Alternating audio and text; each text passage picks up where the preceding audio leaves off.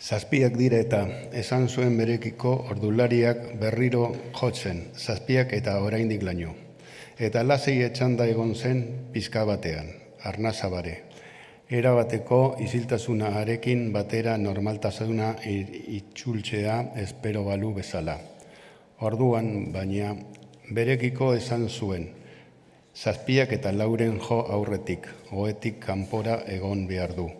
Izan ere, laneko norbait etorriko zait ordurako, nitaz galdezka zazpiak aurretik hasten direnez. Eta korputxo zoa, zuzez luze-luze eta aldi berean, kulukatzeari ekin zion, ohetik aterak txeko bere burua ohetik kanpora botatzen bazuen modu hartan. Ustez, ez zuen minik hartuko buruan. Goian eutxiko bazion jauztererakoan, bizkarrak gogorra zirudien ez zitzaion ezer gertatuko, tapizaren gaine erorita. Zalantxarik handiena zaratak sortzen zion, beldurra ex bazen, kezka behintzat erangingo batzituen seguru asko, ate guztien beste aldean, baina arriskatu beharra zegoen. Gregor ohetik irteteko erdibidean zela. Metodo berria, jolaserik gehiago zuen nekerik baino. Atxerantz kulukatzeak besterik ez zen.